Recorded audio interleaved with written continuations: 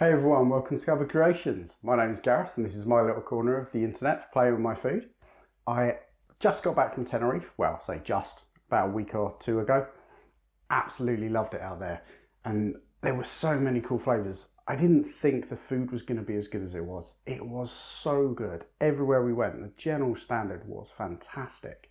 And we had loads of these little kind of tasters of things, which I just thought was so nice. They seem to do a lot of the kind of appetizer type stuff, just like little bits of bread, little spreads, that kind of thing. And I wanted to do two of them for you today because I absolutely fell in love with these.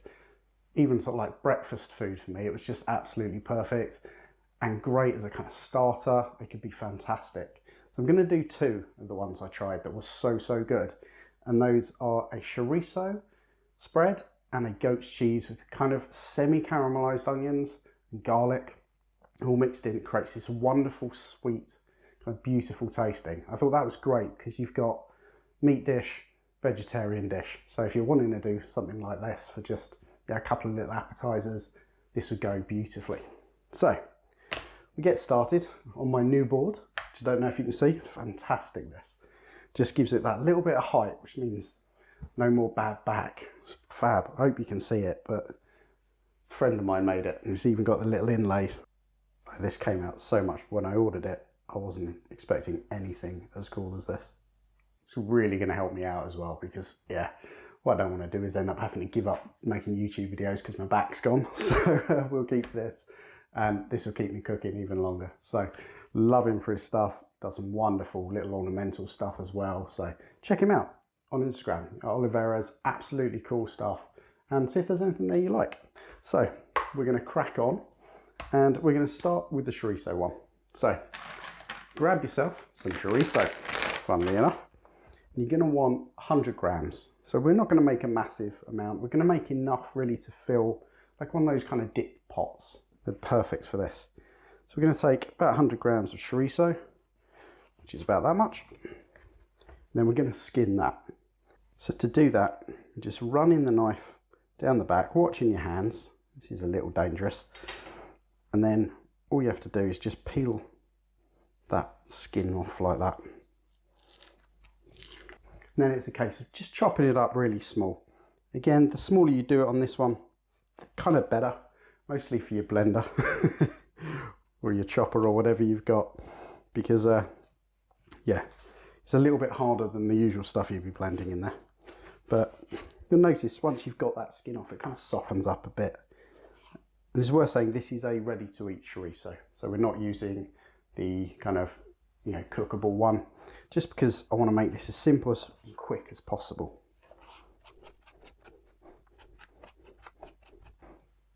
So there you go. Chorizo is kind of chopped down into kind of little rounds and then little quarters, nice and small, so it won't kind of take forever to chop up. Okay, so all we need to do now is pop that in our little blender. Try not to throw it everywhere. Yeah, you'd think it'd be simple, but it's not. We just whack that there, and then we can add the rest of the ingredients. So what we're going to add here is a little bit of light cream cheese. Now we're going to add about the same amount, so 100 grams of the chorizo, 100 grams of the cheese, and that richness really is going to go so well with that kind of spicy chorizo flavour. So I'm just going to grab a spoon, which I've forgotten. And we're back. So grab your cream cheese. Any brand will do. And like I say, grab 100 grams of that, which is about that much. And we're just going to pop that in. Get a little bit messy. There we go. Perfect. That's all in there. Okay, and then all you got to do, lemon juice. So you want half a lemon. You just want to squeeze that out in there, and that sharpness again going to cut through the richness of the cream cheese. It's going to match really well with the heat of the chorizo. So just squeeze that in on top. Okay, that's all done. So now whack your lid on, whiz it up. Turn it on and whiz it up.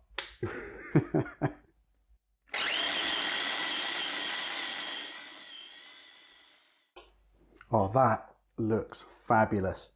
we're just going to give it a try, make sure it's all right. Delicious. And it's so strange because the chorizo, when you cut it, doesn't have sort of fibres in it. For some reason, as you're blitzing it up, you get that more feeling of a kind of cooked meat with it. It is really delicious. And the great thing as well, there is no need to season because that chorizo has got the seasoning already in it because it was a ready to eat one. Everything is all kind of there. All you got to do now, scoop it out of there, put it in whatever you want. Yeah, so serving it just like into a container in the fridge, like I say, this is the perfect size for one of those kind of dips that you get from the supermarket. You know, don't waste them. I've got a couple that I just kind of keep, and then just pop it in there, seal it, whack it in the fridge, and that will keep for a good 3 or 4 days. You can just keep pulling the stuff out whenever you want it, or if you're doing this for a kind of party or something like that, you know, serve it in anything you like. I'm just going to pop it in these bowls so it looks nice. And there we go. That's my fantastic little chorizo dip. So now we can move on to the second spread, goat's cheese. So there we go, everything all washed up. Let's start that goat's cheese one. Now this I had in a vineyard, just before, it was like late night, just before we went up the mountain to kind of do the star watching kind of stuff. It was really, really cool. And it was, again, so beautiful. It was simple, but just packed tons and tons of flavour in. So I've tried my hardest to make this as good as they did it. And I absolutely love it. So we'll crack on. Here's a little bit more cooking in this one. So you're going to want an onion, sort of medium-sized onion. And you're just going to dice that up. You know, fairly small, but it doesn't really matter because, again, we're going to blend everything together. This is a spread after all. So you want to chop that. So that's my onion. Now you want some garlic. You want 3 good-sized bulbs of garlic. You know, if you've got really tiny ones, just use a couple more. But the garlic is so cool in this. Kind of adds a little bit of background heat to it. But yeah, just tons of flavour. Really great. So we'll just, again, chop these up quite small with this one because then, you know, the reason I'm doing it small, like I say, I'm going to chop everything, is just because everything will cook a bit quicker. And that's what you want, really.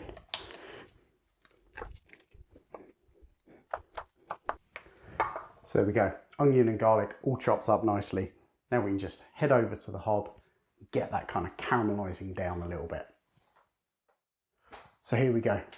Don't often use the back one, usually on the front, so it's nice and easy for you, but we want things to kind of go really slowly here. So make it sure it's on a smaller hob. You want it on a fairly low heat. And then just pop a little bit of olive oil in, probably about a tablespoon, like so. And then pop your onions in. We're going to sweat those right down. So low as it will go on that one. Pop the lid on. And we're just going to shake them every now and again. Keep them moving so that they don't burn. And then we're going to leave them there for about 10 minutes. So yeah, just come in every now and again. Give it a good shake up. Pop it back, have a look. Make sure nothing's stuck. If it is, just kind of get a spoon and pull it off. Okay, so they've had 10 minutes. And yeah, they're nice. They're kind of golden and they've softened a bit.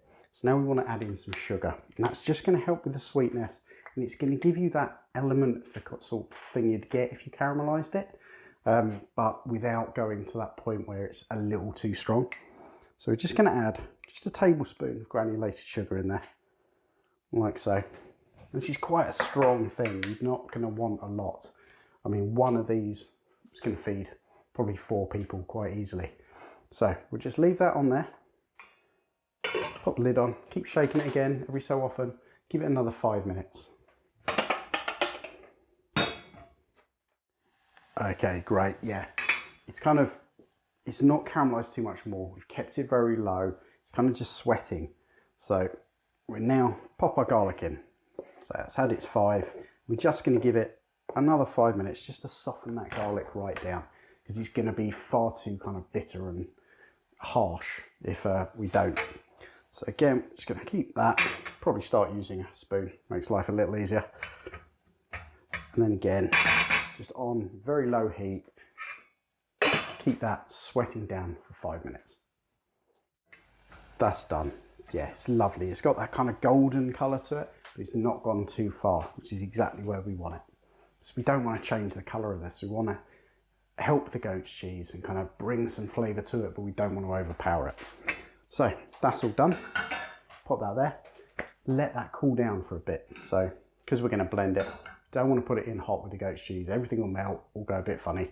So just leave it to cool right down, and we can just pop straight over, blend it all together. Brilliant. So all of those ingredients all done, all kind of cooled down now. We're just going to pop those in our blender, trying not to spill them too much.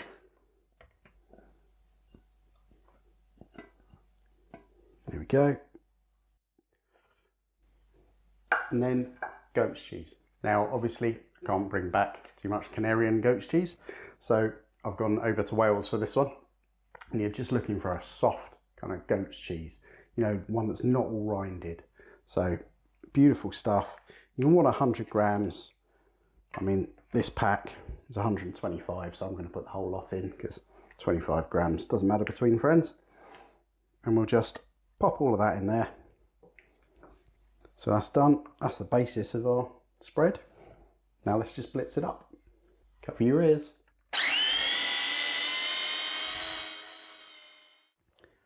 So there we go. Now, oh, I'm almost deaf. So this is where you're going to need to do a little bit of tasting. So go a little bit, give it a try, and it will be quite sweet. Yeah, it's all there. It's nice and sweet, but that goat's cheese really cuts through. But salt, massively important in this one. So you want a good pinch, maybe two, because the first pinch wasn't huge. And then just blitz it again, and then just keep tasting it. And you'll notice that the salt will really help to kind of balance everything out. So just do it to your taste.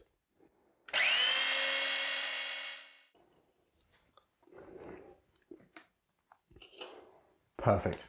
Really strange how that works, but it does. That salt just kind of elevates the entire thing. Really delicious. So that's effectively done. All we're going to do, pop that in something, and then best to fridge. You know, whack it in the fridge, leave it overnight if you can. You know, this is all, both of these spreads are great things to do the day before you want to use them, when you've got a bit more time, because that will really help kind of get that goat's cheese to firm back up again. So now we've got to do is plate that one up. And it's gorgeous. It's almost like got a kind of whipped cream type consistency. And he's so strangely like blitzing it up like that. It's really light. But that is going to be absolutely delicious. So there we go. That is my second spread. Really, really nice one, this one.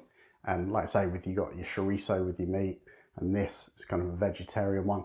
Absolutely perfect as just like a starter. So there we go. Those are my two spreads from my time in Tenerife. Absolutely love them. So just grab yourself some nice bread and then just kind of dip in. It's really, really beautiful stuff. And you can have it on all sorts of things. Yeah. Serve it with just your plain crackers, have it for a bit of breakfast, have it as a starter, even as just a nice lunch when it's sunny outside. Really gorgeous stuff.